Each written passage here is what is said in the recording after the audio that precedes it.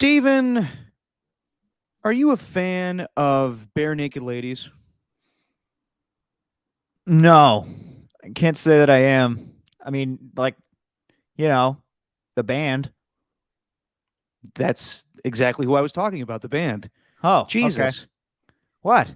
Like, Bare naked ladies these are are a beautiful thing, Derek. You got to appreciate all bodies, shapes, and sizes, no matter what. Bare naked ladies. I don't know where I'm going here. Just whatever you're I gonna do. was trying to get you in trouble with your girlfriend. Yeah, No, the well, reason that's probably gonna happen anyway. It's all good. I was asking if you're a fan of bare naked ladies because in exactly 1 week we'll have NFL free agency. It'll be 1 week since today that we'll have NFL free agency on the way. Oh yeah, where will they go? Boo bop a boop, we don't know. Did you Is think that of that good? before this? Did you just freestyle that? That's just off the dome, baby. Really? Yeah. I have a hard time buying that. You planned it. You think I just did that scat like I planned that out, the beep bop boop beep boop beep bop boop boop boop. Absolutely. And you hit all the notes perfectly. That's just me, man. That's just me. Put me on whose line is it anyway, if it's still around. What's What's going on, happening, everybody? man?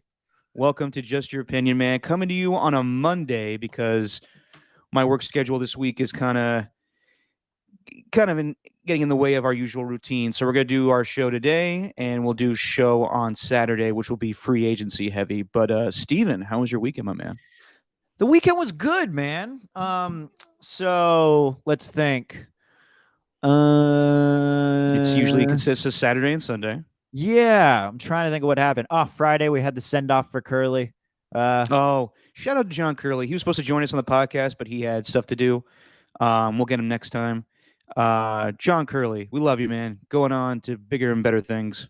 the guy, I'm pretty sure had 20 plus Bud Lights. He No told joke. me. So me and him had an epic night. I think it was me, him, and Carl Buzchek. Um, we sat in Old Ship for hours watching Warriors, Giants, A's, and all three Rush Hour movies. And I never seen the third one. Actually, pretty bad. Um, and I think we consumed 27 Bud Lights, but he broke that record Oh, I himself. I don't know. He might have hit 27, like on the dot. Well, he, Um, he he he texted me that he broke the record, so I'm hoping that we could do it again when I come out there in a couple weeks, hopefully. But my first time seeing his arms, by the way, I'd never seen his arms. I'd never seen him in a t-shirt before. I were they realized like that. were they ghostly white? And freckled. That's why I That's noticed it that's the Irish in him. because that's how I knew I'd never seen his arms because I'm thinking to myself, I would have made fun of that already. I've Yeah, definitely never seen his arms before, and so definitely haven't seen him in shorts either. no, that was the first time. So that took me aback, but that was a lot of fun. Saturday went to visit the mom. She had me watch an episode of Jeopardy that she recorded. Ooh, Shout out to Margaret, who's still the winner on that. I think she's doing things that are good. Except there was a whole category about like how they have like geographical categories and stuff. yeah. Yeah, they had one about like something bordering Russia, and Ooh, these things are taped 2 weeks prior, so it's like, damn, that's just very very poor timing on yeah. that category. But had that happen, obviously Lakers and the Warriors, which I'm sure we're gonna get into. Oh, we Uh, will. UFC 272, We'll get into that as um, well. and then yeah, that's really all my weekend was, man. How about you? Went to go see Batman Friday night. We'll talk about that. Had a Oh, fun and time at the Batman. movies. Forgot. Saw You Batman. you you saw Batman too. We'll talk about Batman. It's nice having a theater at walking distance, so I just walk over with my friends and don't have to worry about parking or anything like that. It's fun, That's and the best, isn't it? yeah, it's the best. Then Saturday couldn't park, had to lift over to Crypto, the old Crypt for Lakers Warriors. I'll talk about that whole experience in the game. Didn't go our way. And then Sunday, watched the Winning Time show, and we'll get into that too. I really enjoyed it, but I know there's some controversial depictions in that show that we'll discuss later on. But all in all, a solid weekend. And you didn't spend any of it watching the combine. Oh God, no. Yeah, God, no. Although I go ahead. I just think that the Jordan Davis dude, this just reaffirms that he is an athletic freak, and this dude is going to maul people in the NFL. I'm not judging that based on the combine. I'm judging on his time in college and seeing how crazy it was. And now the combine just kind of affirmed how athletic the dude is. I can't wait to watch him in the NFL. I got a lot of notifications about guys running, the fastest 40s and whatnot, and I had no desire. I've seen the combine before. Yeah, like we said the last podcast, it really has no bearing for me, at least for the draft implications. The only thing that really impressed me last week, as far as combine stuff, we need to talk about it. Evan Neal, that picture. Did you see that picture of him? No. Look it up real quick. Evan Neal, the predicted first overall pick for the Jacksonville Jaguars. Okay. He is a slim 337 pounds. If you look at his picture that he posted while at the combine, he does not look 337 pounds.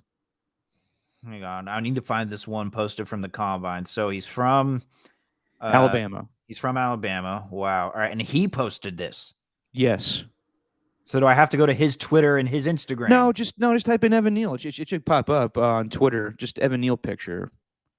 Well, I mean, there's Evan Neal pictures, but it's of him playing Derek. It's the side picture. It's him without his shirt on, and he looks trim. He looks like a muscular man that weighs 337 pounds. Of course, the place that I'm going to be able to find it is brobible.com. Hang on 1 second. This looks to be what the hell is that? Let me guess. It sounds like something out of Righteous Gemstones. Let me see. Offensive lineman Evan Neal is absolutely shredded at 340 pounds, and it has people saying something. I'm going to open that link. Let's see if it's the right one. Sure, go for it. On brobible.com. Brobible.com. It's a big one. We pray and lift, baby. I'm waiting for it. Oh, good Lord. See? So that's who that was. Yes. So you've seen that picture. I have seen that picture. Didn't know that was Evan Neal, though. Yes, he is a man built on muscle and not a lot of fat. It's like Tyron Smith.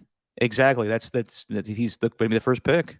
That was impressive to me. The rest of it, Yeah, I actually got to do some research on the draft coming up here, and we got March Madness or whatever. That's like going to be the main college thing I pay attention to. But I legitimately got to look into some of these prospects here coming up.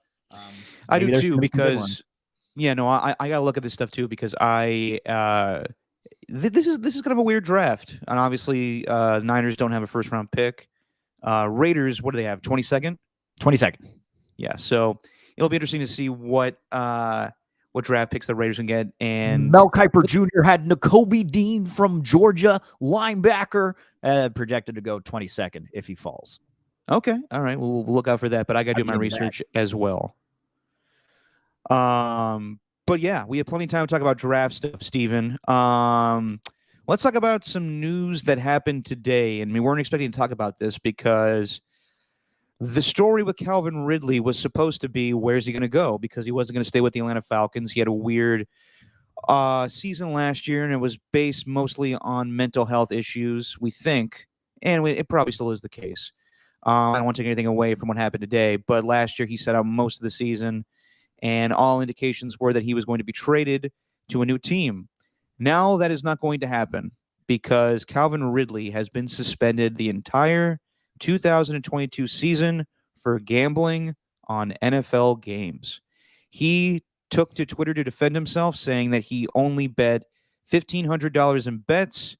He did bet on the Atlanta Falcons to win, and it was a 3-game parlay, if I'm not mistaken. Steven, you dabble in gambling. This is interesting because this is one of the more high-profile players to do this since Pete Rose in his respective profession. Yep. So just your initial thoughts on Calvin Ridley getting suspended for the entire 2022 season for gambling. Not a smart bettor. That's my number one takeaway. Because Adam Schefter followed it up, which was amazing, by the way. The onslaught. Do you have your notifications turned on Twitter from like the NFL insiders and Fuck stuff? no. Oh, no. You need it as a radio guy. It's good to, it's good to break news and to know that you're getting it from like the actual source as opposed to it being like a darn Schefter. You know what I mean?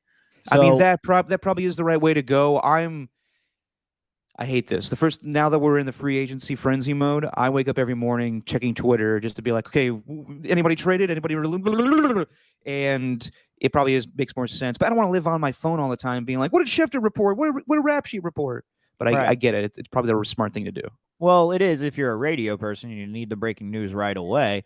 Are you saying I'm not a radio person? Well, not anymore. That's fair. But the one that got me though was just not only all the tweets about about Calvin Ridley. It's like Ian Rappaport, Tom Pelissero, Adam Schefter, all reporting the same exact thing. Yeah, it's always I always want to know if they copy and paste everybody else's and just like, this is mine now. No, they just have like a template, I think, and then they just use that specific template. Ian Rappaport, by the way, very annoying trend on Twitter that he does. He never retweets anything. Never retweets it. Always has to quote tweet it with like one word. It's of no use. It's like, dude, just retweet the thing. You don't have to quote tweet it by saying news, arrow pointing down. Like, come on. Anyway, Adam Schefter, this is it. The NFL determined that Calvin Ridley placed multi-legged parlay bets involving 3, 5, and 8 games that included the Falcons to win. Investigation determined there was no involvement from any team players, coach, etc., placed via his mobile device out of state.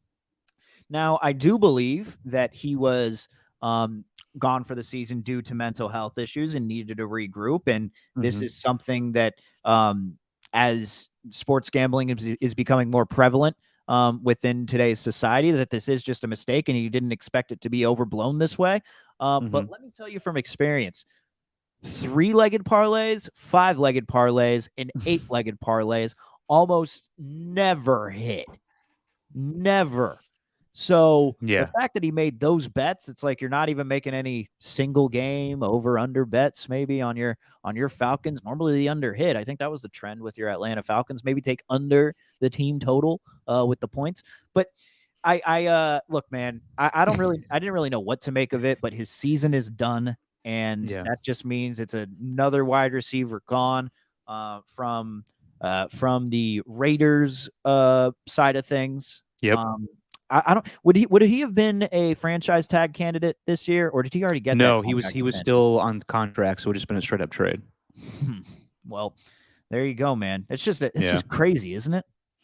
It is. When I first read it, I was like, "Holy crap! This is big. This is, we haven't had a scandal like this since Pete Rose. Probably. I can't think of anything on the top of my head of guys gambling. No. While they're still playing in the league. But Paul Crew was shaving points. Paul Crew was shaving points. Yep, and then made it up for it by redeeming himself by beating the guards with the mean machines. Don't act like I don't forget that, Steven. It was a pivotal moment in 2005. But I digress. So when I read this initially, I was like, this is, my initial thoughts were, was he faking mental illness just to go gamble? And that doesn't seem to be the case. It just sounded like he had a bad day. He was hanging out with some friends in Florida when he decided to take a release from the Falcons, and he hung out with his friends in Fort Lauderdale or whatever he was doing.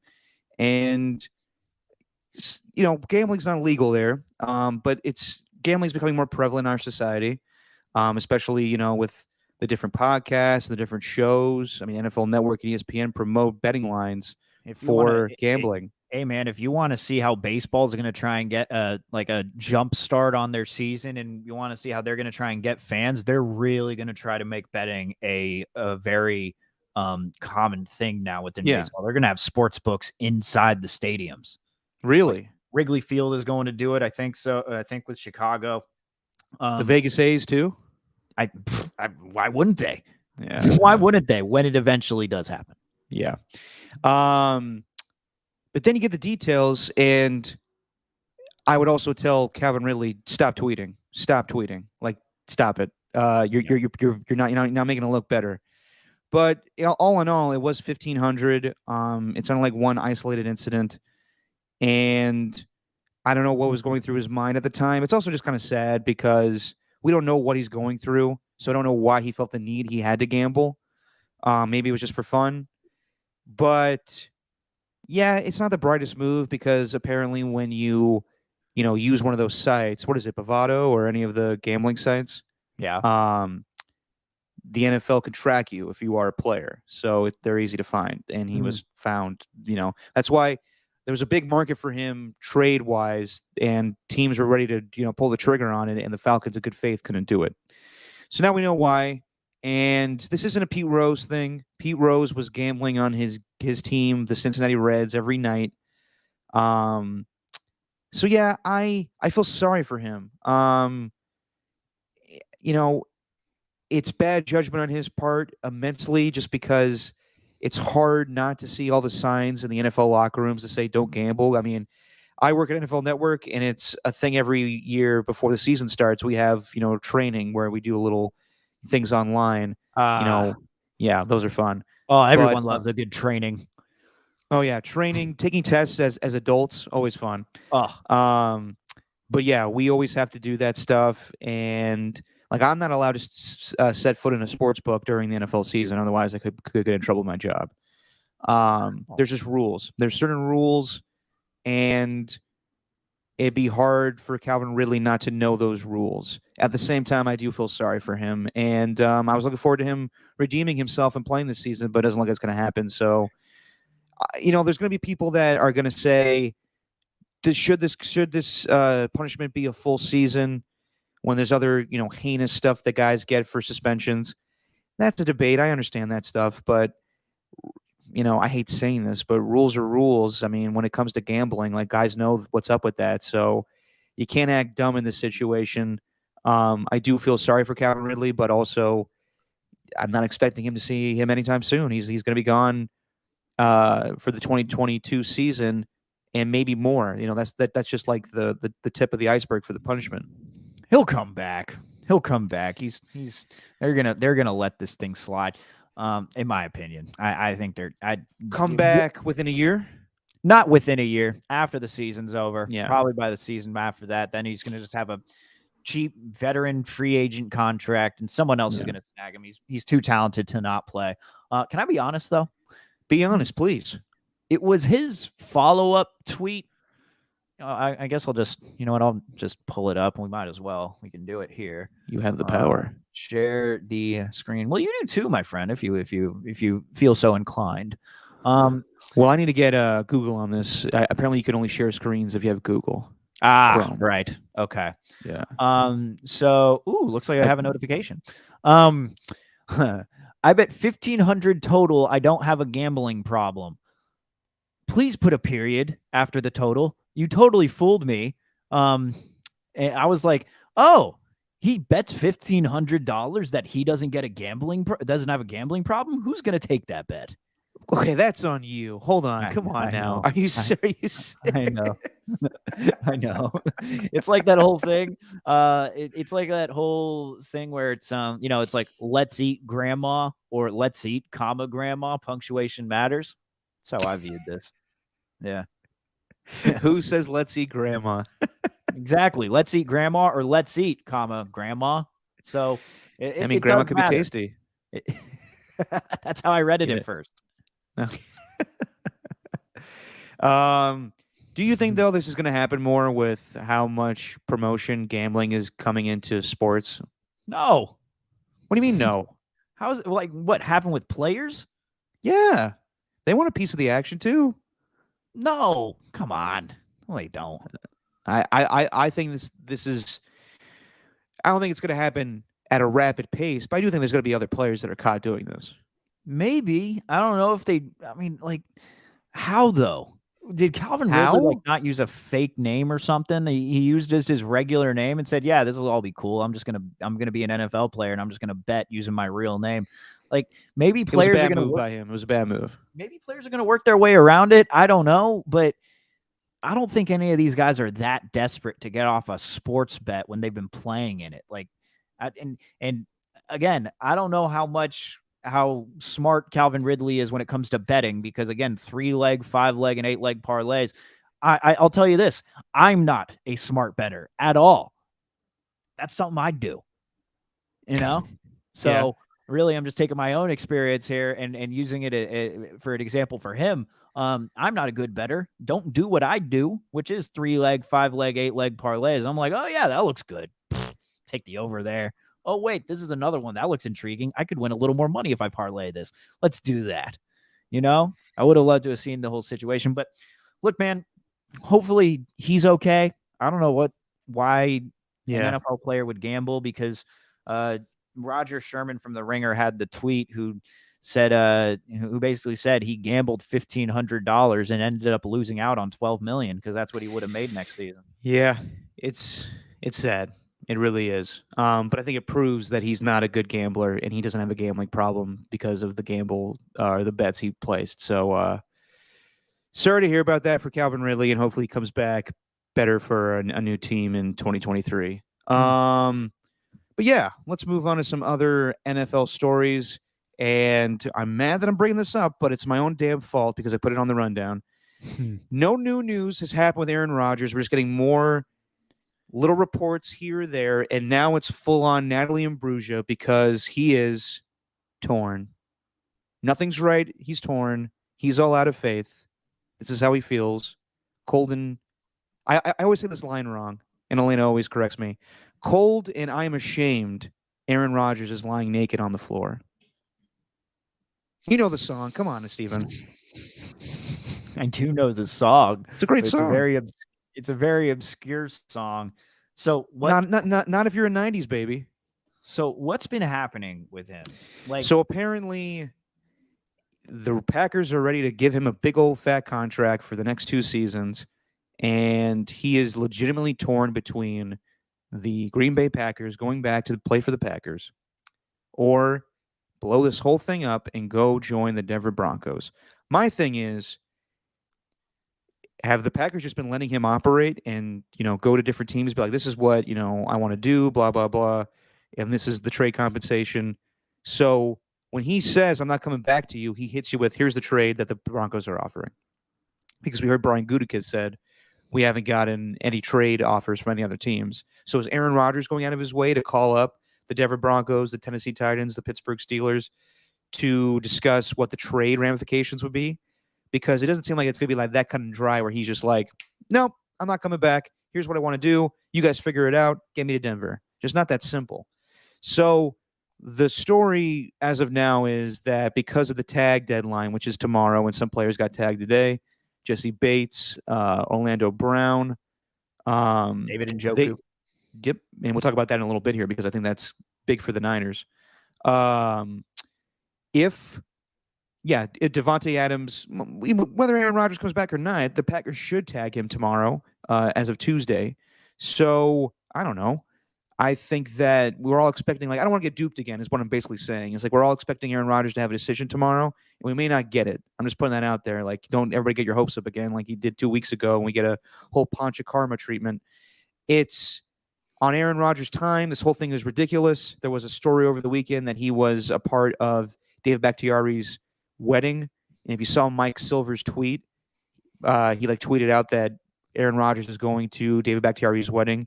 Huh. David Bakhtiari tweeted at Mike Silver saying, Mike, what the actual fuck? He didn't want that out there.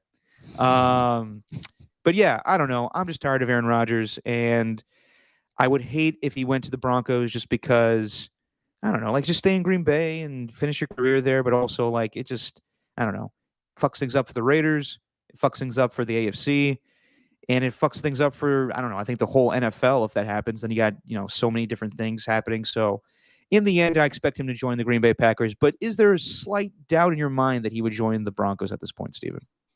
Yeah. Yeah, I do think tomorrow he's going to make a decision because I do think that franchise tag, it all hinges upon that. Whether Devontae Adams franchise tag is with the Packers and he sticks with them for another year. If they let him walk in free agency, I think he's going to try and look out for other options. I don't know what's going to go on with Aaron Rodgers, all this back and forth. It turns out that they want to give him a 3 or 4 year deal just so they're not spending $50 million against the cap for the next 2 seasons. I don't know, man. I don't know. Yeah. But also there's a part of me that also thinks that if they do this, it's just screwing the team because then Zadarius Smith is on the market now. And I don't know, they got just Jair Alexander they got to sign. He's not a free agent, but he's a young and upcoming player that wants to get a new deal. Just bear with me here. I hate doing hypotheticals, but what would it mean for the Raiders if he did go to the Broncos. That they have the fourth best quarterback in the in the AFC West, and But that, do they have the fourth best team? Because while Aaron Rodgers does make the Broncos a better team, I still think that you got the Chiefs, you got the Chargers, you got the Raiders still, and obviously Aaron Rodgers makes any team better. But yeah, it would be as competitive as the NFC West was a year ago, and I still expect it to be that way.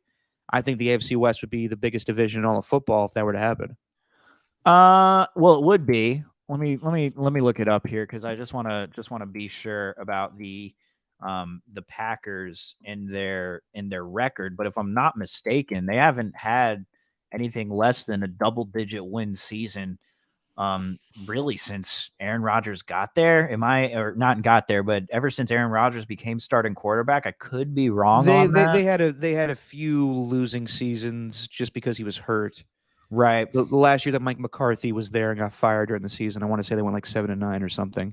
Right. But in the last 3 seasons, they've been the best team in the NFL record-wise and have no Super Bowl appearances to show for it. Mm-hmm. So that's the part where you're like, do we need to reset everything? Like, even though it's the thing that I, go back and forth on is while Aaron Rodgers and Devontae Adams are great players, those two guys are not getting the job done enough because it's just them. Their cap situation is terrible. They're not going to be able to upgrade, in my opinion. It's just a matter of fact of whether they get Aaron Rodgers back and Devontae Adams back, and then you're riding it out with whoever's under contract plus rookies. So if you're looking to get, Odell Beckham, they probably won't because it's not a good situation with his ACL tear. But they're not going to get like any big profile wide receivers to join them because of their cap situation. So I don't know. I think that it would be really kind of a dick move at this point if Aaron Rodgers was like, peace, I'm going to the Broncos. And if I was the Green Bay Packers in the same vein of Bruce Arians not wanting to just give Tom Brady over to, the 49ers, if I was Brian Gutekunst, I'd be like, well, no. Right. So I don't know. This whole thing has got me torn because while I am interested, I couldn't give a shit. So I am just waiting for this stuff to be over, and I'm but sure you love it. You're opening your Twitter notifications every single morning, waiting for the Aaron Rodgers news. You're just waiting for it. Sadly, yes. So because it's the biggest domino in all of because if he doesn't come back, then it means so much for all the other teams and what they're going to do quarterback wise. Yeah. Now, once it's done and once it's over, we can just move on. I think he's going to stay with the Packers, man. I do too. I think they are. I don't think anything else. That's it.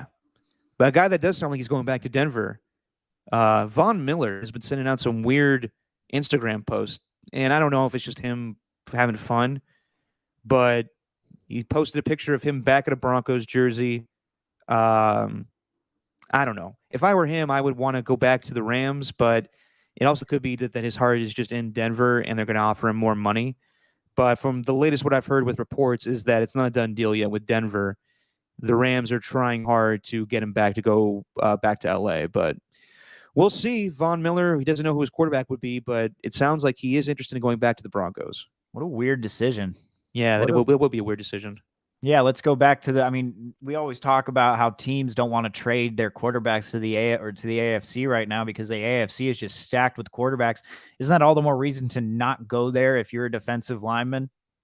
Like, hey, maybe let's get out of the conference where a lot of these guys are mobile. Justin Herbert, even mobile. Patrick Mahomes, mobile. Guys who are very good at escaping out of the pocket and making a play happen. Whereas you're in the NFC and you got a bunch of unknowns there. That doesn't make much sense, man. That doesn't make sense. If I was him, I want to play with Aaron Donald the rest of my career. Yeah. So I don't know. He doesn't, man.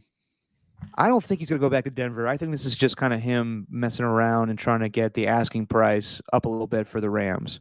I think all in all, like, he's going to Super Bowl. Now, one thing I have read is that he, the Demaryius Thomas stuff really crushed him. So he did want to go back to Denver to honor him. But all in all, I think this is kind of just him kind of making the fans be like, I tried to go back to Denver, but I'm going back to the Rams. I think all in all, he'll go back to the Rams. I think Odell goes back to the Rams. And we'll get some other interesting free agency stuff, but I think those two big guys go back to their teams. Yeah, we're kind of just waiting for every domino to fall. We are at this point. I want to see what happens with Max Crosby. I'm very curious to see what happens there.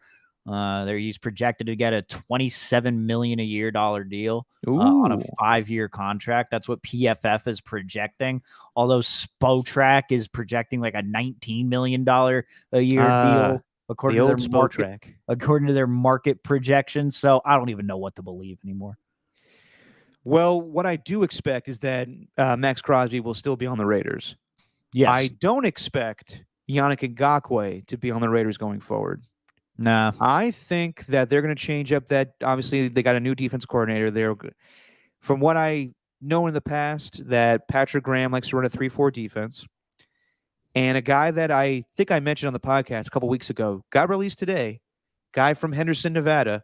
Yeah. I think the Raiders will go after Kyle Van Noy, and I think they'll go after Chandler Jones to be their bookends in their defensive front. Why is Kyle Van Noy getting released here? Because he makes too much money. He signed but he signed a big deal with the Dolphins, and then I think they traded him, but he had a 2-year, $12 million deal with the Pats. They dumped him pretty early. They signed a deal with the Dolphins. They dumped him. Then the Patriots signed him last year, and now he's been released again. I know it ain't because of his personality. The dude's one of the most likable figures within the NFL.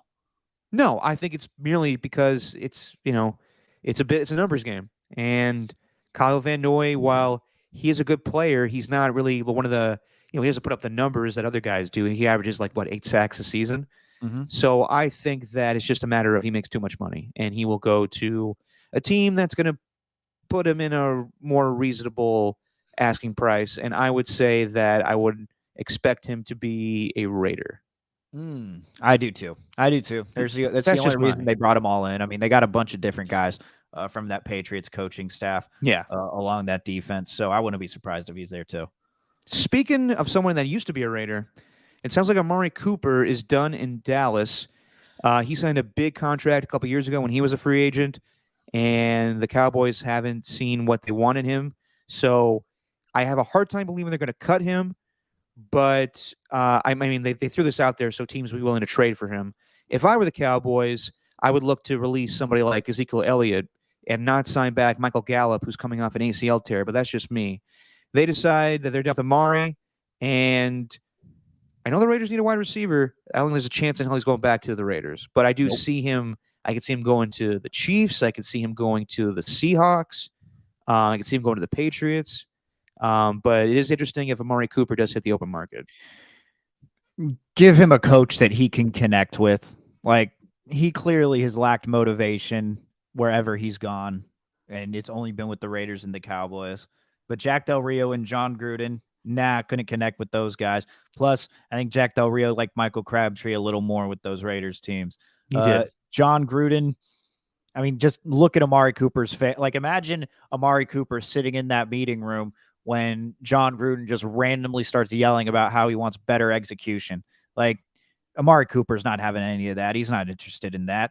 Mike McCarthy, yeah, right. Mike McCarthy, no chance. Plus, he's being overshadowed there by CeeDee Lamb. I think Amari Cooper, there's so much that needs to go right for him. He needs to be the number one guy.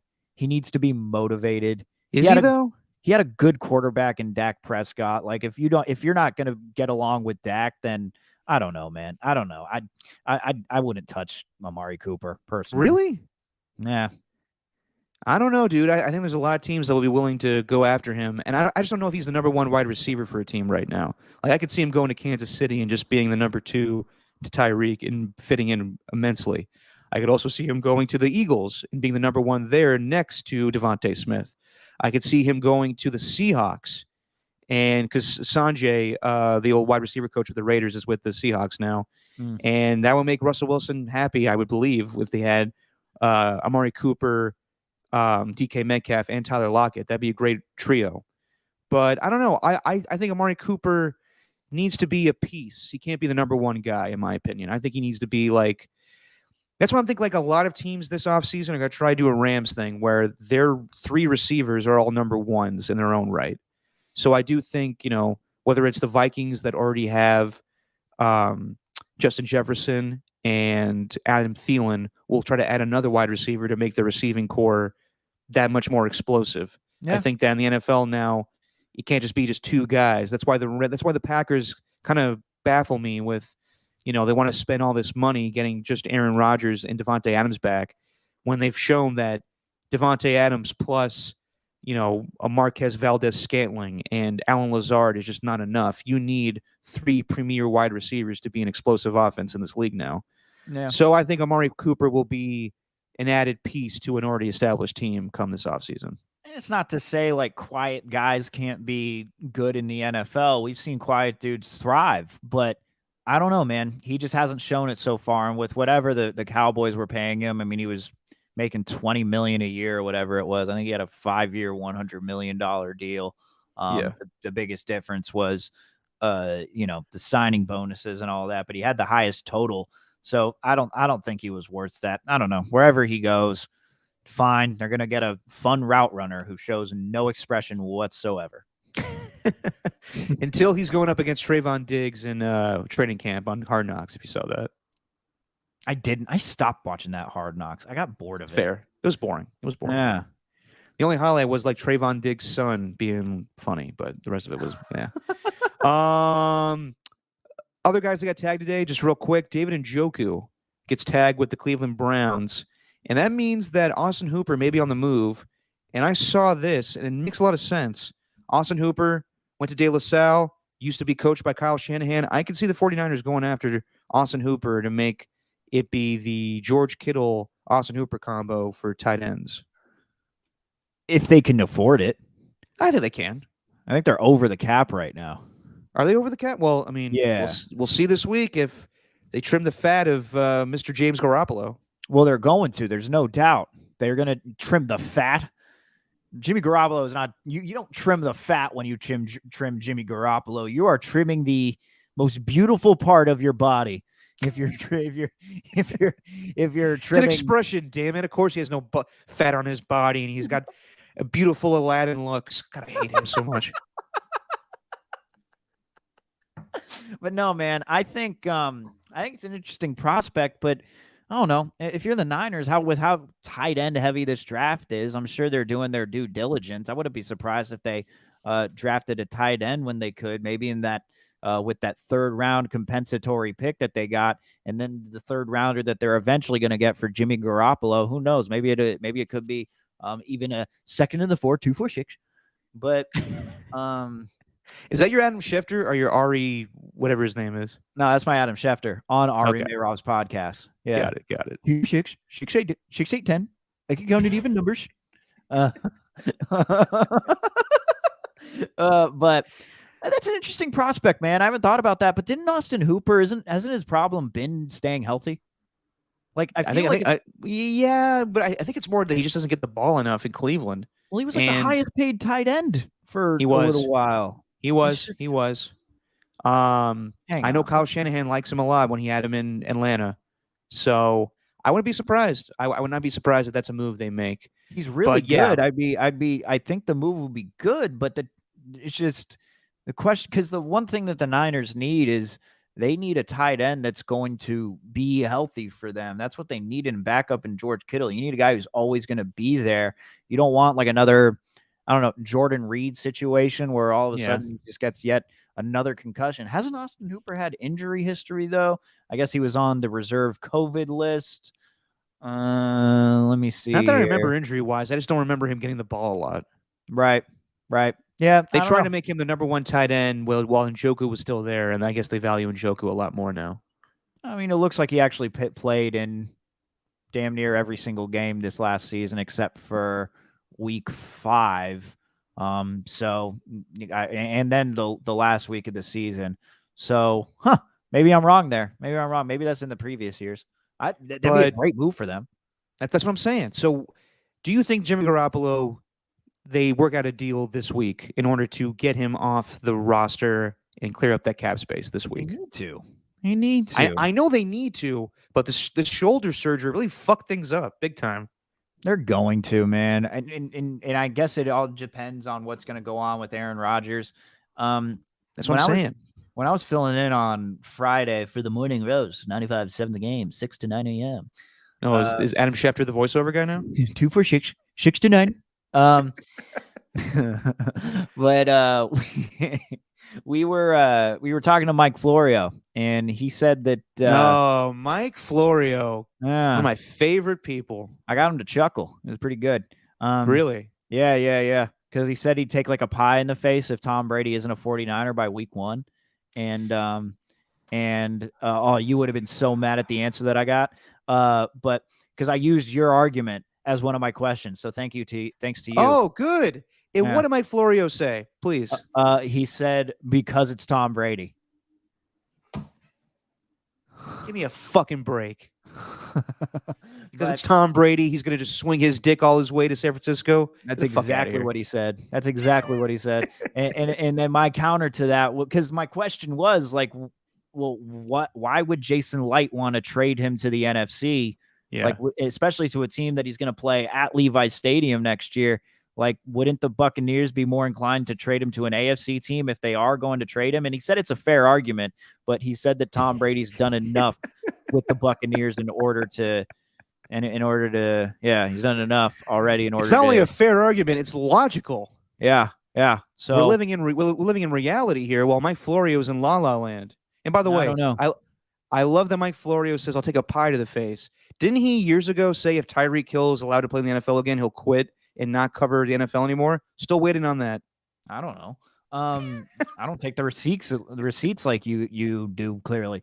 But the way I got him to laugh, though, was because we were talking about the types of pie at the end that he would take to the face. Ooh.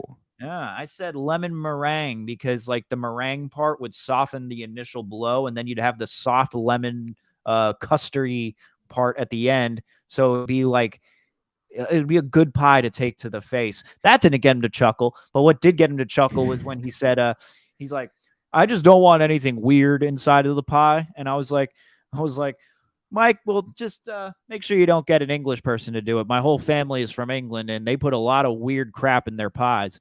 And then I got him to chuckle out of that one. I was like, that's good. At least he chuckled. But the main thing that he did say, getting to my whole point here, was there's a point about this, not just pies. Yes, he said that Pete Carroll, when he mentioned that the Seahawks have no intent on trading Russell Wilson, he said, well, that puts them right up for sale. He's like, they have no intention. It doesn't mean they have no intention. They're saying that if they get the right deal, then maybe they'd be inclined to do it. They don't have any intention of trading Russell Wilson right now because there haven't been any offers on the table for him. But if they get there has. Offers, like what? The Commanders. What'd they offer him? I don't know the details, but they called every available quarterback, right? Yes, but it sounds like they gave a strong offer to get Russell Wilson, and they said no. Okay, interesting. So I don't know. Take that, Mikey. So if Russell Wilson, is up there, Aaron Rodgers is up there, then maybe we got to wait till Jimmy G. That's really the whole point. That is the whole point, but I do think the Niners can't just wait around for Aaron Rodgers to happen. I would assume it's going to happen this week. But like I said, man, I don't think this is going to be like NBA free agency. I think at the end of the day, it's just going to be like what's feasible. And I think what's feasible is that 2 quarterbacks get traded, Jimmy Garoppolo and Deshaun Watson, if he's exonerated. But we'll see if that happens. The Niners got a new quarterback coach, and everyone is upset about it. Wait, sleeping? Yeah, Brian Greasy is a quarterback's coach. Oh, yeah. Wow. Why do you have that opinion? Fascinating. Why is it? No, is it fascinating to talk about? Or is it fascinating because you think it's just stupid to talk about, or because he's just not? It's not a sexy hire. It's because it's a quarterback's coach. Who cares? Exactly. Okay, that's my main point. The real, I don't get why people are upset about this because Brian Greasy actually played in the league. And I think he was a good analyst. That's just me. I think he knows the position very well. He knows Kyle Shanahan very well. He coached with, his dad. He played for his dad. So yeah. And if we're gonna get really in depth here, Brian Greasy played with Tom Brady, so he could lure him to San Francisco. Woo! Anyway, I just think that it's ridiculous that people are upset because I don't know, they have some grudge against Brian Greasy as an analyst, but for the most part, I think this is a really good move just because Brian Greasy played in the NFL and he played quarterback. Who So are these people that are upset? 49er fans, John Curley texted me, not saying that he didn't like the move, but he's like, yeah, people are up 49er Twitter, just like Warriors Twitter, just ridiculous sometimes.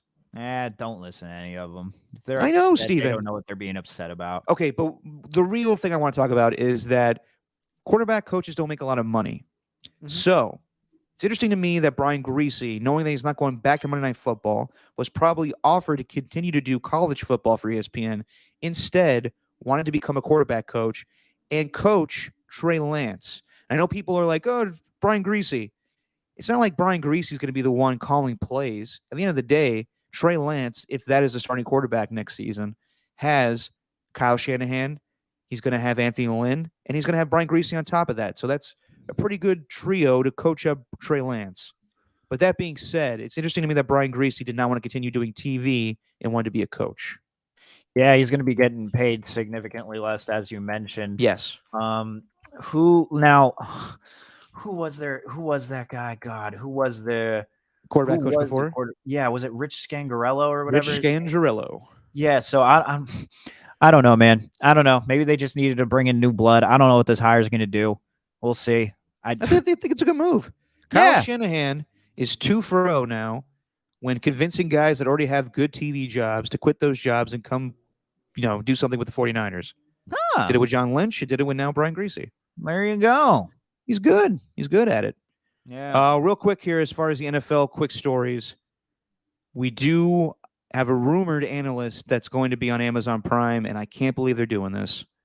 Kirk Herbstreit, according to Peter King, will be the lead analyst for Amazon Prime games for the NFL this season. Yeah. Shoot me. Why? Because Kirk Herbstreit, come on, dude. He's a college guy. That's it? That's your rebuttal? Is he's a college guy? He's not really. When I think of Kirk Herbstreit, I don't think of an NFL guy. And this just seems like a guy that people know, and it's just kind of bleh. It's kind of bland. I thought they should have got someone bigger. Now, how are these broadcasts going to work? Is it only going to be on Amazon Prime? Correct. Unless you are in the market locally for the game being played. Okay. All right. And that's going to be what, Thursday Night Football? Thursday Night Football on Amazon Prime. Well, you know what? I personally don't care. I'm fine with Herbstreit. Herbstreit's okay. I don't really care one way or another for him. Because he's just going to be like every other football analyst, which is just, kind of blah. I would have rather seen like Aqib Talib in that role or something. I want to see him get a prominent role because he's like just so much more real. But you're going to watch him on like a pregame show. You're going to watch it no matter what. Well, of course I am. And so are you. Jets Dolphins Thursday night. Who cares? Damn straight I will. Who cares? You're going to watch it. Tua versus Zach Wilson. Sign me up right now because it's football. Hey, by the way, I'm a Dolphins fan now. Like Mike McDaniel as the head coach checks all the boxes. Dude's great. Oh, so you're now the other way on the sea of hands? Yes. Gross. Yes. Okay, then we'll have Tommy call. We'll have a Dolphins talk on the show. There we go. Can't wait, baby. Let's do this. We found out how to use Jalen Waddle. So look, I'm a fan now. But I'm so tired of like analyst talk now. I mean, I'm not tired of like you just putting it on the rundown or whatever, but it feels like it just so it sounds like it. It's just so exhausting to like, I don't know. Isn't it better than Aaron Rodgers mystery talk? Yes, it is. Well, there you go. Because it's something. It's something there. There's something tangible about it, even though you can't really touch it. But you know what I'm saying. Yeah, I think that it's interesting just because this is, we're going to have different analysts in different roles. And it's just fascinating to me that people care so much because, honestly, while my dad is a play-by-play man, I do enjoy good play-by-play, but I am also capable of tuning it out and just watching a game. So it's funny to me that we don't pay, but networks pay so much money just to get these guys. Like Troy Aikman, nah. Kirk Herbstreit, nah, in my opinion. I am fascinated to see what Sean Payton sounds like if he's going to Fox. Who do you like? I like, that's a great question. As far as like analysts or play-by-play guys? Analysts. Nobody. No, hold on. That was a I did like, terrible fake cough / trying to say something. You know what I yeah. mean? You know when you do that? That was terrible. No, no, I do. I do like some. Like I think I like Collinsworth. I did like Tony Romo, but I think he cracks too many jokes now and tries to be funny. I think Greg Olson's really good, really good. There we go. I'm trying to think of who else that I really like, analyst wise. I Yeah. don't know. I really got to think about it. I'm just thinking of like the other networks and who does. I thought Brian Greasy was good. Yeah, he was all right. It was Yeah, just an awkward situation. yeah. But it'll be interesting to see because we still don't know what Al Michaels is going to do play-by-play wise, and it sounds like Joe Buck is trying to get out of his contract with Fox and go to ESPN.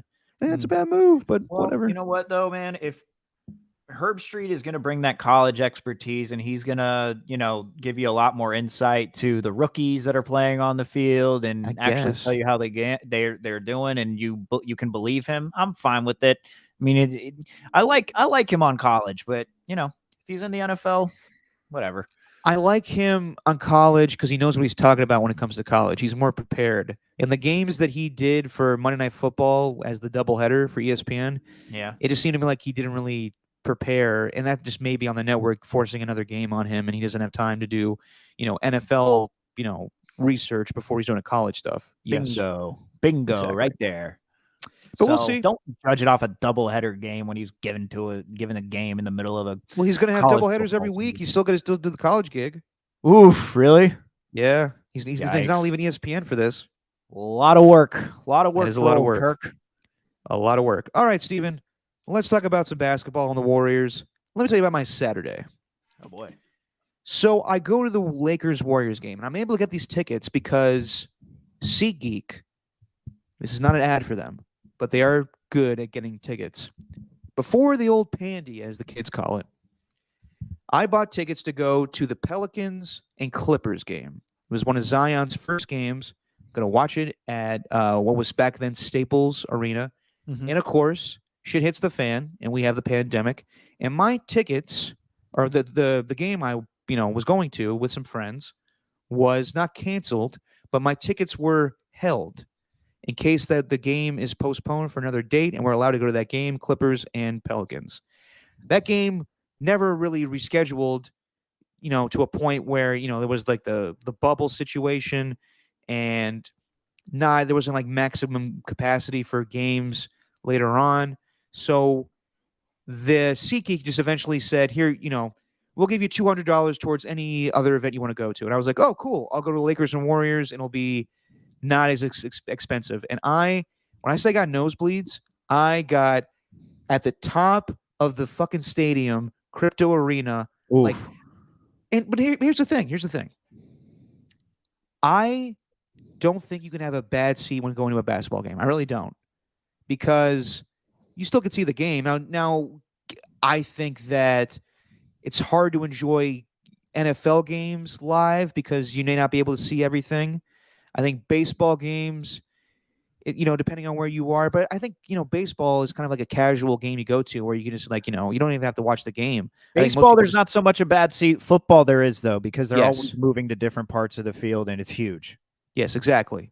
And I think the best seat is the one in your home when you're watching a football game.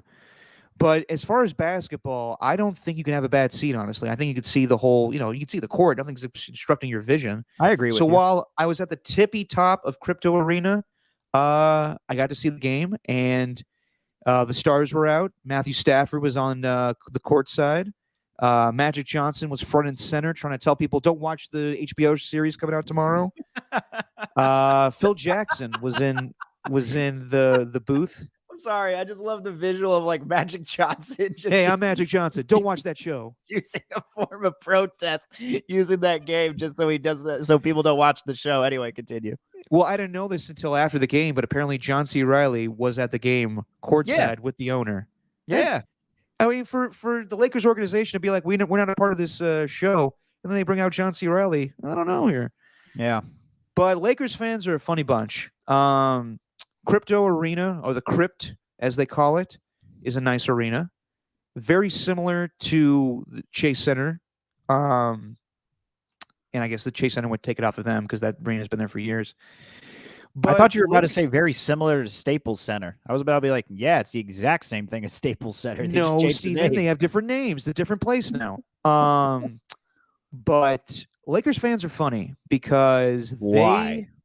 they're funny in the sense that they're so diehard about the Lakers when it's convenient for them. Right.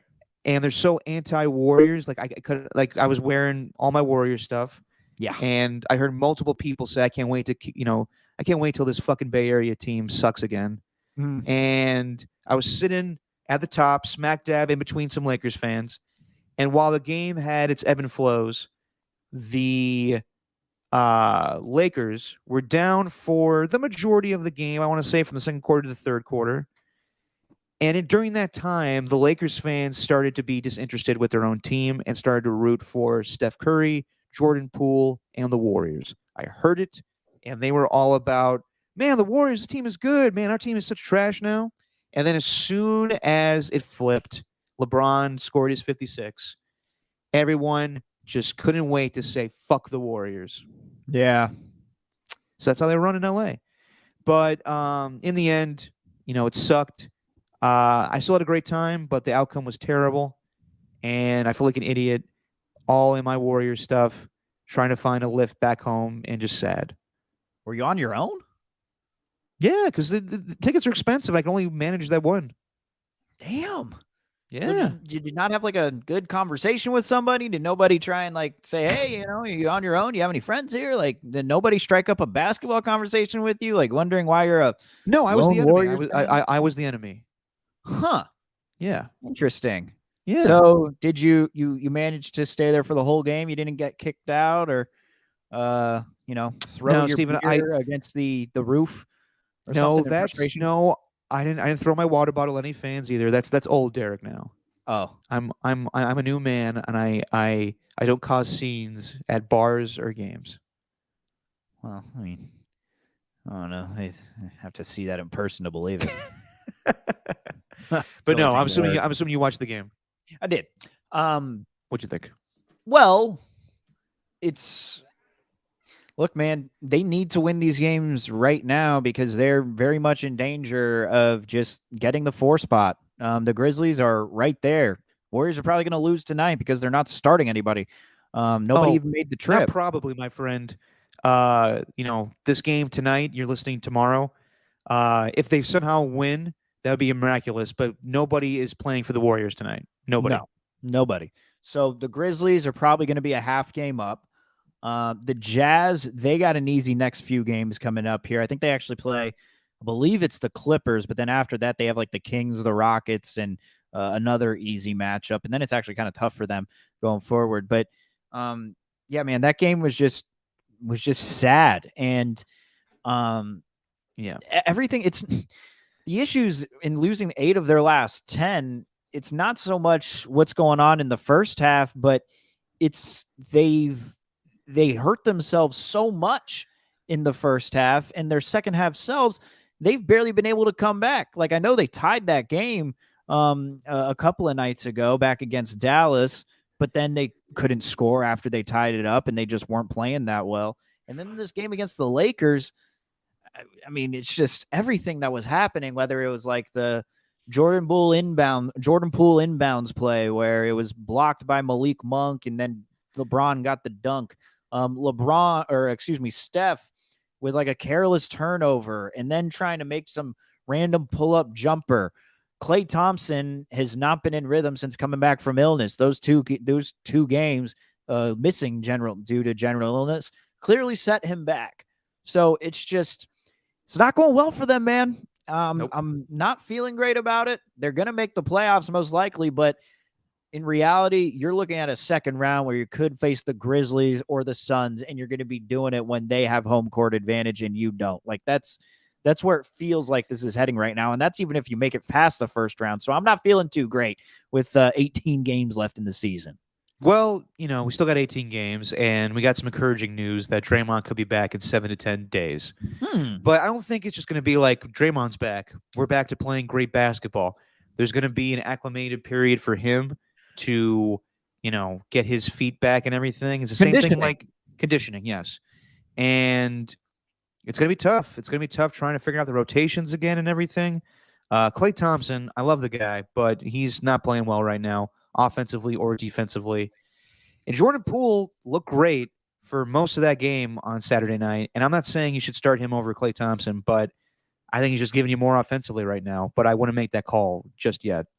I'm not suggesting to bench Klay Thompson either. It's just that this was expected with him being gone. Took in the fourth quarter, man, it was terrible. Yeah, it was terrible. But how the hell did he come away from that game with one free throw attempt? By the way, yeah, it felt like he was getting to the hoop and getting knocked down constantly, and they just weren't calling anything. Well, it was also the fact that this is something we worried about. Klay's not looking great defensively, and that was so that's what made him so great. Was just he was a fantastic shooter, and his defense on guys like Russell Westbrook and James Harden was so good in the playoffs.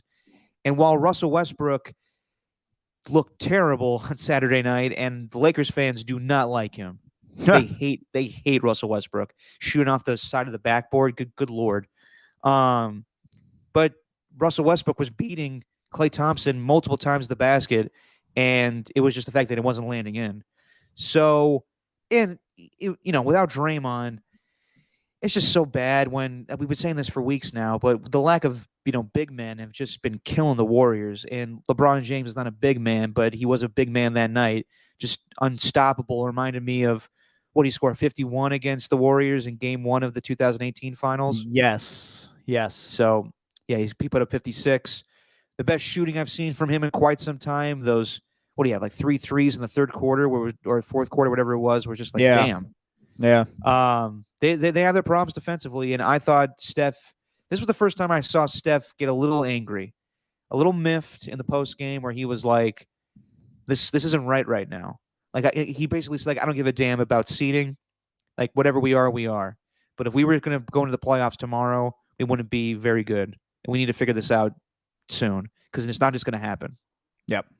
Well, maybe he needs to kick another chair again. He kicked that chair. I forgot which game it was. I think it was against the Pacers. That he pulled the Bobby Knight.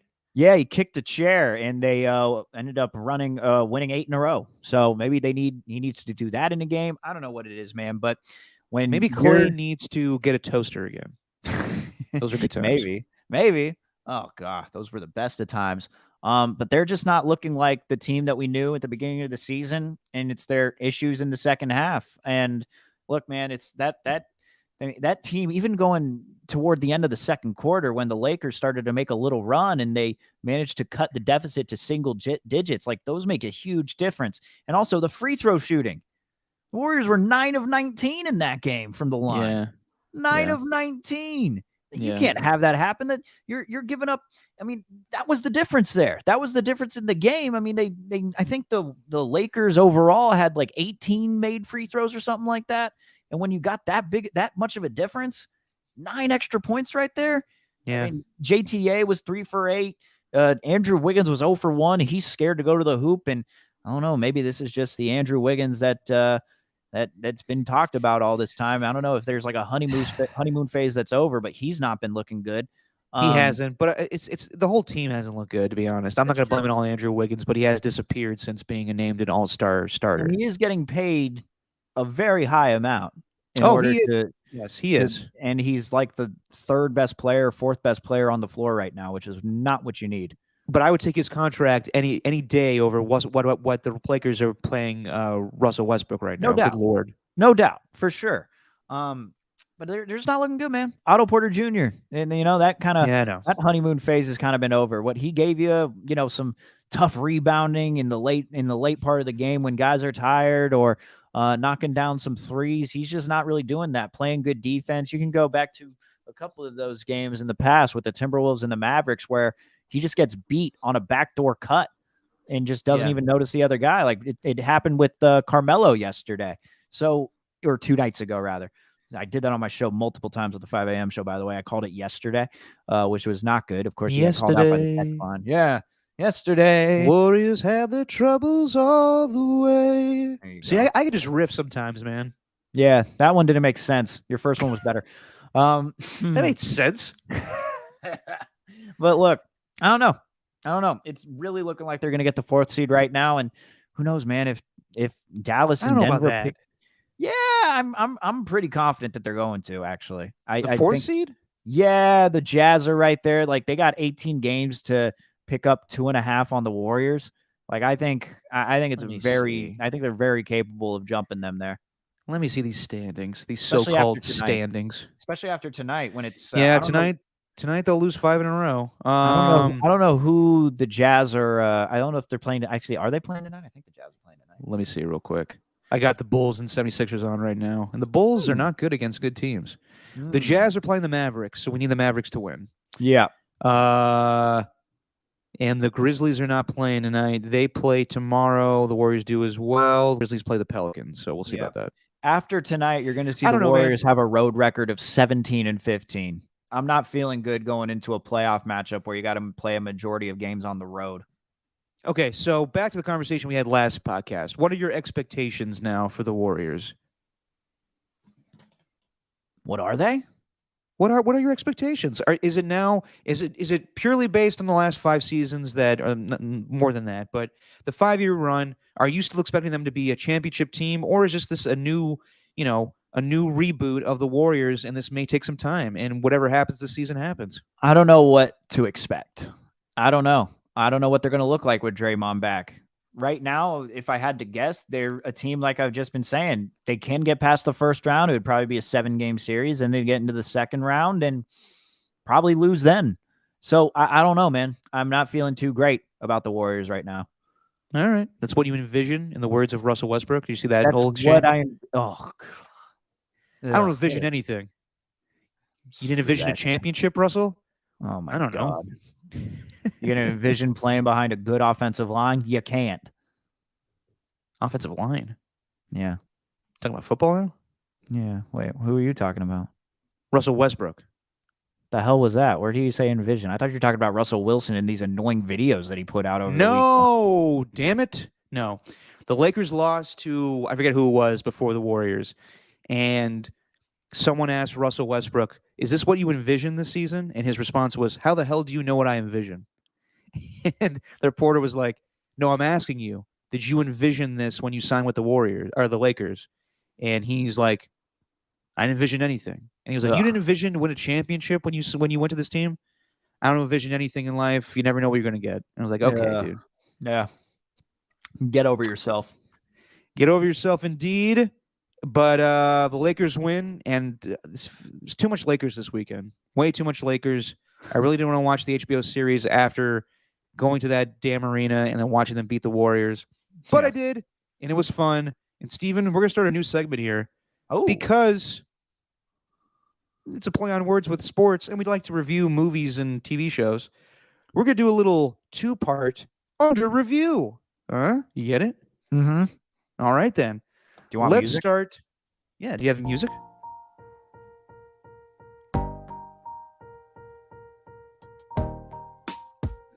I'm not digging this Lupe Fiasco beat. All right, hang on. Do you have like a... Derek, I'm only playing what I'm given here. You think I'm like just choosing this? I got like 8 songs to choose from. I have my demands, okay? I want some like Gay for Hollywood music. Dun, dun, dun, dun, dun, dun, dun, dun, dun, dun, dun, dun, dun. All right, no music. You're killing me. All right. So winning time, the story of the Los Angeles Lakers of the 80s. It premiered last night. And Steven, I thoroughly enjoyed this. From the beginning of the show, there was a lot of hype around this show, obviously, but I enjoyed it from the get-go, and we talked about it last episode. I thought that the ending of the show was going to be when Magic Johnson announces that he has HIV, and that's how the series starts, with him leaving the doctor's office and on his way to the press conference. That'll probably be a theme for the whole series, however many seasons it is. Then they start off with, Boots Riley, who made Sorry to Bother You, the movie. Correct. He's the lead singer of The Coup. And it's funny to me that the Lakers show has a Bay Area theme song, but my favorite Mutiny is the theme song from The Coup, the Bay Area rap group. Great song. And then everything after that, from the opening scene with Dr. Jerry Buss, John C. Reilly, it's very Wolf of Wall Street, where he is addressing the camera. and there's a bunch of nudity around him. I thoroughly enjoyed the show. I know a lot of people are criticizing it for its, breaking the fourth wall. If you know anything about Adam McKay, that's just what he does. If you saw, what was the movie? The Big Short. Yep. And that's just what he does. That's his writing style, and I think it works very well. I love the performances by all the actors that portrayed, Magic Johnson, the guy that plays him. I think nails it. The guy that plays Kareem Abdul-Jabbar, and people that are upset with his portrayal. Kareem, if you know Kareem was a great guy. Stood for social justice, everything, but he didn't want to be bothered by people. So I thought it was hilarious when the kid from Airplane says, "Can I get a picture?" and he says, "Fuck off, kid." Yeah. The biggest criticism people have with it is the portrayal of Jerry West, and while I think it was a little harsh with Jerry in the fact that they said that he never smiled before, he's never been happy, and he constantly lost. That's a little harsh, but at the same time, I've always heard, I don't know personally, but Jerry West has always been kind of a curmudgeon-y guy. So I don't know if everything is true in the sense that he didn't want to draft Magic Johnson, but I'm sure, I've heard the interviews with Jeff Pearlman, the author of the book, and I don't think he fabricated anything. I mean, there's obviously things you're going to do for a television show to skew away from the truth, but all in all, I'm very excited about the show. I love the way that they've done it with the different camera angles. They got it like, old 70s cinematic style, and then they do like a handheld thing. I loved it all. I'm waiting to, hold my full review because I think our scoring system. You ever hear when I used to do pop at the movies back in the day, Steven? No. So if a movie was good, we rated it by Steiny's yes. Right. Remember the old drop? Yes. So I want to reserve that till now, but just based because it's going to be a whole series, but just based on the first episode, and I'll give this a 4.5 Steiny yes. Yeah. I'll give it a 3.5. It was okay. Just okay. Yeah, no, all the reasons you mentioned, all of it, the cinematography, the way they handled it, I personally like that style, so I'm all good with that, breaking the fourth wall. But it was just an opening episode. It set a lot of things up. I think the next ones are going to be very good. Yeah. This one to me was just kind of, it felt like I was watching just a lot of the trailer, just all condensed into an episode. Like Probably. the chair being thrown through the glass door, or Magic Johnson going to parties and stuff. I thought the Donald Sterling thing, that was kind of like that was one moment where it was, the Leonardo DiCaprio from Wolf of Wall Street where he's drinking a beer, smoking a cigarette, and he like, oh, points at the TV, Yeah. One of those types of moments. Yeah. But overall, I thought it was good. I think the guy that got playing Jerry West, I forgot dude's name. Jason Clarke. Yes, but he's a fantastic actor, and I think they casted that just as well as any other casting member. Jerry Buss just seemed like a cool dude, though, didn't he? Yeah. Like, he just very chill, kind of just trying to keep the peace. I'm gonna, instead of serving up this gross looking fried fish that's supposed sand dabs. Yeah, supposed to be a delicacy or something. Yeah, I'm gonna go for some cheeseburgers instead. We're gonna eat those in LA. Hey man, you want to go to a party right now? Cool. All right, let's go to a party. Oh, by the way, I did like one-on-one. Yeah. With Norm Nixon, whose son plays him in the show, which I thought was interesting. And they don't make him look good either. I think a lot of people are going to be like, did this happen, or is this the way it's actually what's all went down? I would say that things are going to be stretched a little bit for TV purposes, but all in all, this is what we asked for. Like, a big thing. I was hearing my dad talk on the radio today, and he's a big Jerry West guy, so he's upset that the show made Jerry West look an asshole. And I understand that, because if you know Jerry West, if you're, a guy of a certain age, Jerry West was the face of the NBA. Obviously, he's the logo. And this show makes him look like he's just a mad son of a bitch all the time. And that's probably not the case. But I'm certain that that's not going to be the whole story here. Like, in the end, he is the general manager of the team and wins championships with Magic Johnson. But I do think that stuff happened where it wasn't crazy. Like, Magic Johnson was a 6'8" point guard. So I'm sure a lot of people in the Lakers organization were like, no, this is going to be ridiculous. But it worked. Yeah. And I think it sets up well for the future episodes. It's just the opening episode to me. I don't know. It didn't like. It's not so much the TV show that hooked me. The main reason I'm hooked is because I know the story and I know where it's going. Like if this were just like a random TV show, let's just say it's something like along the lines of Ozark or Breaking Bad or The Sopranos, The Wire, whichever ones. Those are ones that are just you're gonna watch it because you have no clue what's gonna happen. But with this one, we kind of do. So I don't know. It's just the opening episode, it didn't like grab me where I'm just like, oh, I need to watch the second episode. Like I can wait until the second episode comes around. Like I can wait for that. No, I'm with you. I mean, this would probably be a hard show to binge because of just the time it takes. And also, I'm very impressed with how they didn't jump around a lot. I hope that's the case with the whole series going forward. Is that it's not, we start in 1970 and then it just jumps to 1982 or whatever. Like, right. This may be a very in-depth, like the whole season is just 1980, the first season they won the championship, and then the other seasons are, down the line of whatever happens next. But I love, certain jokes like, Adam McKay, his style is they use like the subtle sports lingo, like Larry Bird was the well-off, fair-haired, hard worker. And White.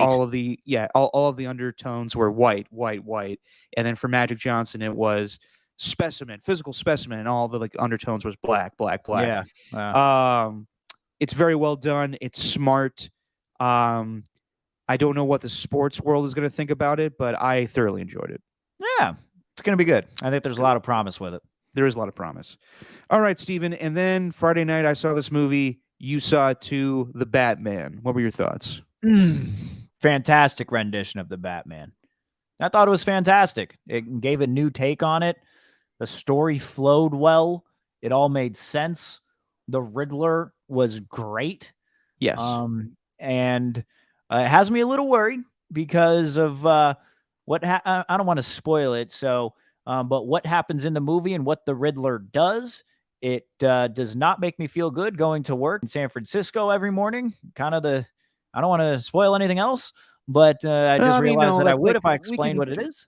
No, I mean, it's a podcast. We give people time for this shit. You're talking about the end of the movie where his followers Whoa. Can we not just say spoiler alert and then people can skip ahead or whatever, whatnot? No, this is live. You can't just skip ahead on a live. There's also a podcast. Yeah, but we'll wait a little bit here, okay? Fine. But the casting was great. Robert Pattinson was great. How they set up Gotham was great.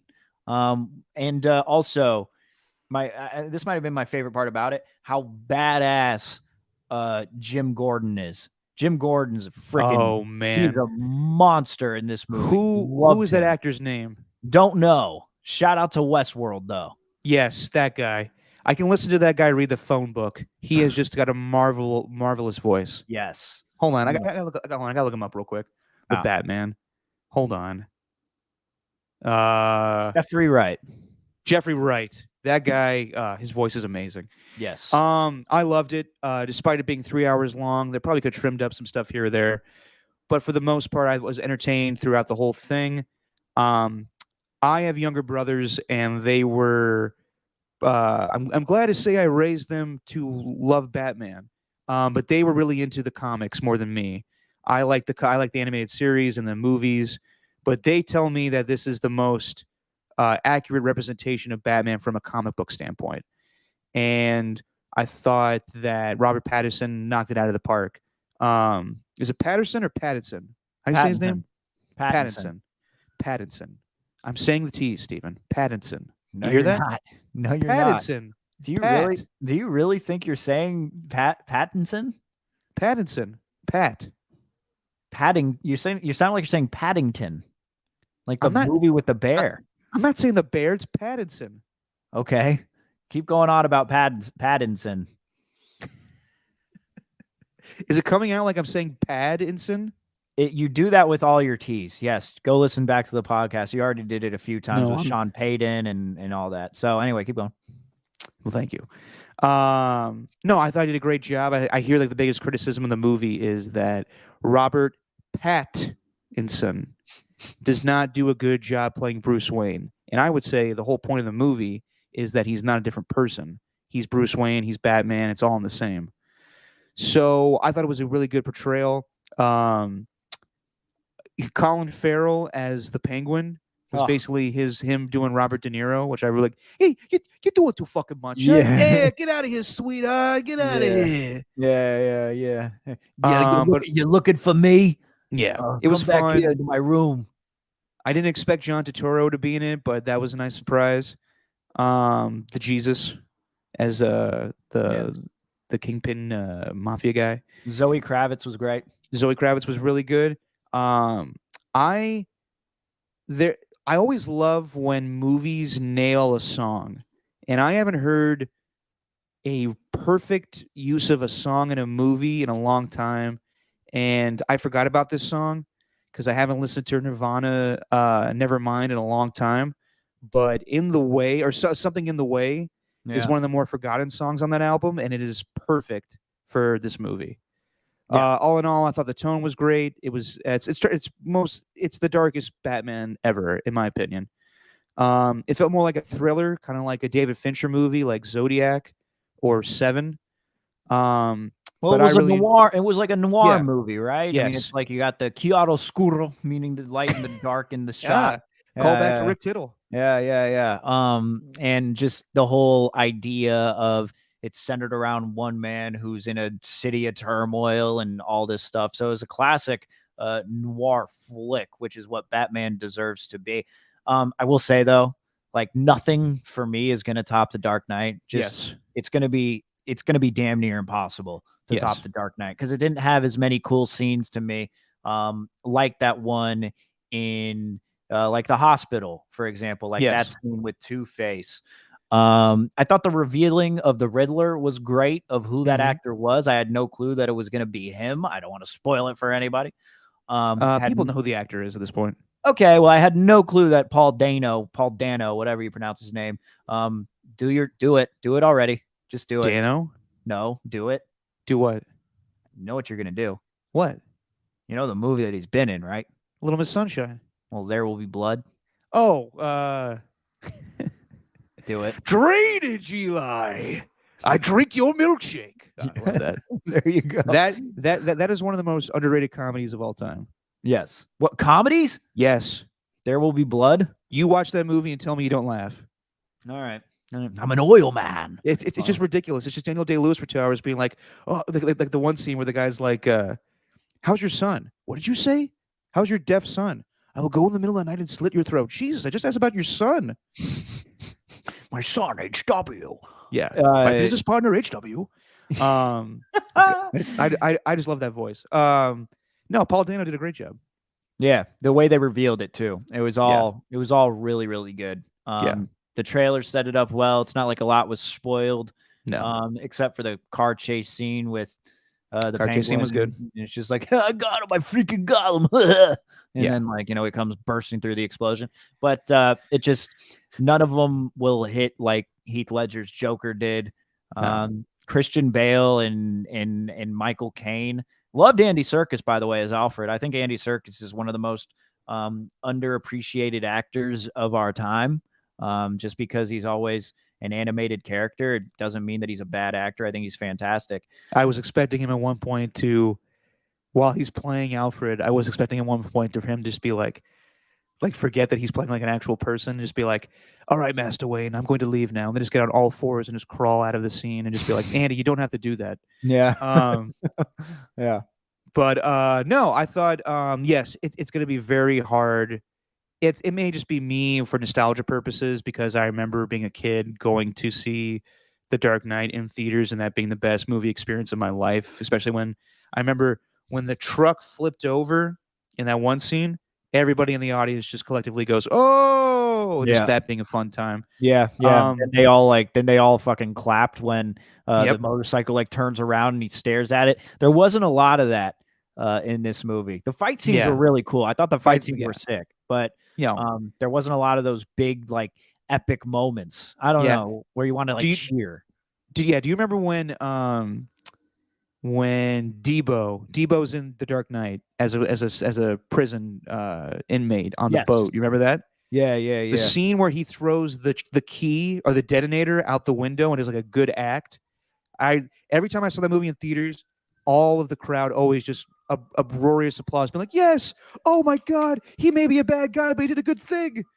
I did Yeah, something that you should have done a long time ago. exactly.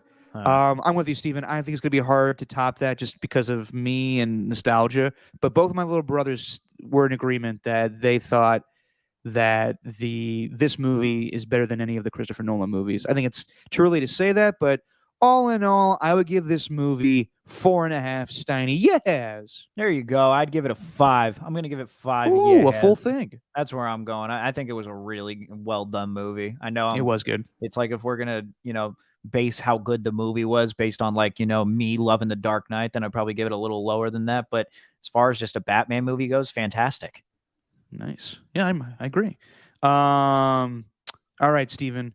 So we're going to do your segment, your 70-second segment, but it's not going to be for soccer this week, correct? Yep. Okay, so we're going to change it up a little bit. This is going to be Steven's 70-second stylized fighting segment on the UFC. I got my timer. Let's go. All right, so UFC 272. There was a lot of build up to it because Colby Covington and Jorge Masvidal were once training partners, and they turned enemies because Colby Covington, he's a dick. Really, that's where he's at. He's a scumbag. He's a jerk, but he's a very good fighter, and he handled Jorge Masvidal. It was just nonstop, 5 rounds. Colby they get in a little stand-up battle, but Colby would pressure him towards the fence, eventually shoot for his legs, get him in a takedown, and just stay on top of him and tire him out there. He was working him in the clinch. He was just the better wrestler. And as Jorge Masvidal put it, he's a bitch, but that bitch can wrestle, though.